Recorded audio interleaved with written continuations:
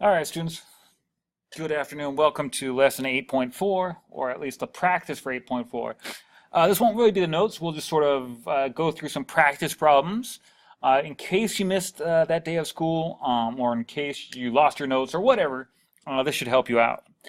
Okay, so we're simplifying rational expressions, and that's just a fancy way of saying reducing fractions or simplifying fractions. So let's put up here, for example, if we had like 5 over 10, that reduces to 1/2, because if you divide the top by 5 and the bottom by 5, that's 1/2. Or if you think about it as terms of factors, the only way to factor is 5 times 1, but 10 you can break into 5 times 2, and then the 5 divided by 5, those factors cancel each other out, because 5 divided by 5 would just be 1, so all you're left with is 1/2. That's the idea behind this. Okay. So let's jump in right into the first problem here. First thing first, you cannot just reduce the 3 with the 6 because there's two parts here. Okay, what that is a binomial on top and a monomial on the bottom. What that means is we gotta see, oh, 3 and 3, that's a common factor. If you factor that out, you have 3 and then you have x minus 1 inside the parentheses, because 3 times x will be 3x. 3 times 1 is 3. There you go. And then on the bottom, we're going to factor 6 into 3 times 2. Okay, so now we have 3 showing up twice. It's a factor on top. It's a factor on the bottom. It cancels. Out of the way. Done. What's left is x minus 1 and 2. And you can't really do anything else with that, so just go ahead and leave it that way. All right, so that's the first one. The second one is already factored. Now, a lot of students are going to think, oh, we need to FOIL this out and distribute. Don't do that. For this chapter, what we want is we want it factored. So they did the work for you. They got factors. You say, oh, wait, x plus 7, x plus 7. Those are common factors. They're both exactly the same. And then you say, oh, x and 9, x and 9. Careful here. One's a plus, one's a minus. Those are different. All we can do is go plus 9, x minus 9.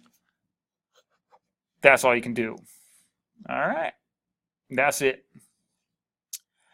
Jumping down to number 4.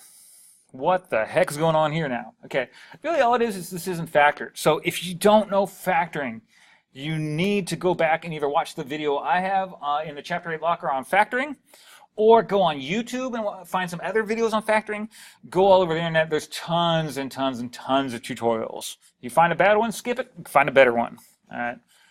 And if it's not working, come back and see me, and we'll try and help you out. Okay, so x squared, that's going to come from an x times an x. And the 5, the only way to get 5 is 5 times 1. The key thing here is if you have a plus 4 and a minus 5, the 5 and the 1, one of them has to be negative. Okay, but in order to get the plus 4, the 5 has to be positive and the 1 has to be negative. Because together, when you FOIL it out, you'll get your middle term there. All right, the bottom one. That's a special case. This is a perfect square. That's a perfect square. So x squared will just be x times x. And to get 25, it's going to be 5 and 5. However, it's a negative 25. So that's going to be a negative and a plus, a minus and a plus, and x plus 5 are common factors. They cancel, and you get x minus 1 over x minus 5. And box it. All right, there it is. Okay, so the rest of these, for 3, we did 1, 2, and 4. 3, 4, 5, 6 are very, very similar. So for 6, you got to factor that. If you're not sure how to factor it, you got a couple things. Like I said, watch the tutorial, or there's tons of free apps on the App Store for your phone. You can get a free factoring app for that. Okay. Honestly, I would say use that just to check it, because you need to know how to factor if you're going to take any other math beyond Algebra 2. You just have to know how to do it. Okay, let's jump down to these later problems. Okay. What I would do, the way I see these, there's a couple different ways to do it. But basically, it's a fraction times a fraction. So I would multiply straight across the top. Do the number, 6 times 3, 18. x3 and x2 are rules of exponents, gives us x to the 5th. Y times y gives us y squared. All right. On the bottom, we only have an 8, so we got an 8. And then we have an x and an x3, so that's x4, and then y2 is all alone. Okay, so we've done that. We still need to simplify. So a couple things. Let's ignore the numbers here, and just looking at these. Okay, so let's use something to cover up those numbers here. That'll work just fine. If you just look at this part, ignore the numbers, just looking at these, we did these, and you can find all of those in your Laws of Exponents book.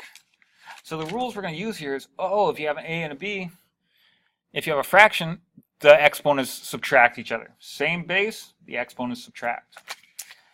So x5 and x4, you're going to have an x1. Y2 and y2, well, if you use the subtraction rule, you get y0, which is just 1. So we don't even need to write it. Okay? So we got an x1. The y's effectively cancel each other out.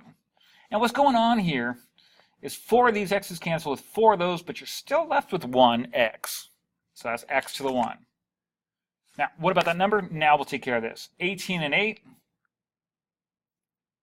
Leave it like that. Okay. We still need to reduce that. So let's take this over here. 18 and 8 both have something in common. Okay. A common factor is 2.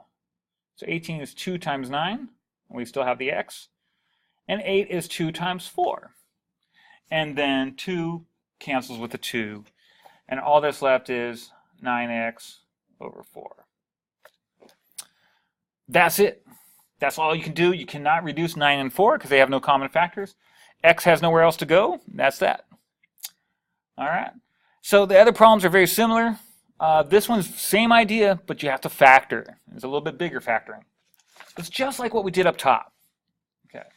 So let's jump over to the other side and let's talk about this. Let's choose one of these problems. Here we go. Taking a look at number 13. Okay. All this division means is when you divide two fractions, you change to multiply and you make the reciprocal of this one.